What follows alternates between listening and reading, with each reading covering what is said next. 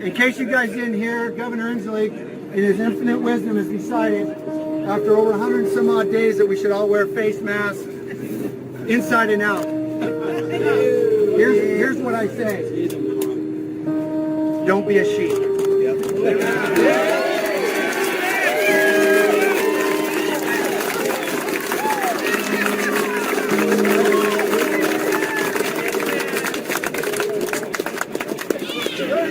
Your support is something American.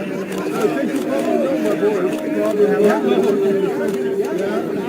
I'm going to go up and support him. Thanks, Rob. Good to see you again, Rob. It's good to see you. How you doing?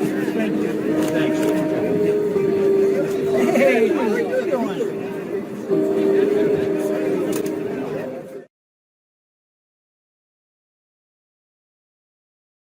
As the coronavirus has quickly spread across the world, so too has the use of face masks. But there's conflicting guidance about who should wear one and how effective it can be. So we're asking the experts and taking a deep dive into the science behind a key question. Can a mask protect you from a virus? A lot of people have the impression that masks are a magic bullet, and if everybody wears masks, then we'll really be able to stop transmission, but that's not the case. In laboratory settings, scientists have shown that masks can be very effective. Surgical masks can both reduce the number of virus particles that can reach the respiratory system, and they reduce the amount of virus a sick person can spread through coughing and sneezing. In one experiment related to the flu, researchers found that when a sick person wore a surgical mask, there was nearly complete elimination of large droplets spray. But in both experiments, the mask did not stop the virus altogether. Virus particles are incredibly tiny, and it's possible for them to still pass through and around masks that aren't sealed or properly worn. And among healthy people, wearing a mask doesn't appear to have a clear benefit. Unlike hand washing or social distancing, public health researchers have yet to find significant evidence that masks alone reduce the risk of infection for the general public. There's no evidence that they work. In some cases, wearing a mask can encourage behavior that actually increases risk. There are individuals who might wear a mask, and because they have the mask on, they're less likely to wash their hands, but they're also more likely to get infected because what they have on their hands is now touching their face because they're moving the mask around. There's also practical limits of everyone buying a mask.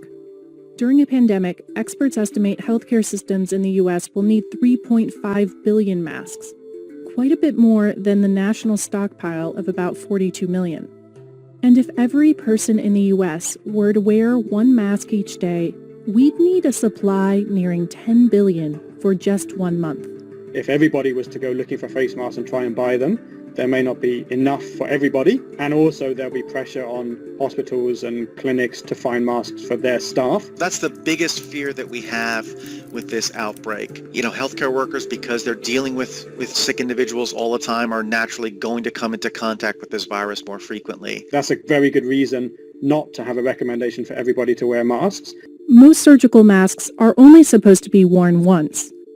But when supplies dwindle or are depleted, frontline health workers are forced to reuse masks, even make their own, putting their abilities to safely care for the sick into question at a time when they are needed the most. Which is why experts like Tom Frieden, the former head of the CDC, want healthy people to stop wearing masks. The former head of the CDC want healthy people to stop wearing masks.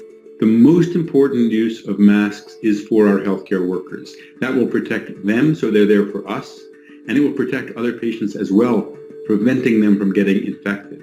So while a mask might make you feel safe, there are better things you can focus on to keep yourself protected. Doesn't matter if we're at 182,000 cases or 186. To you and I, what matters is how many times we're touching our face in a day.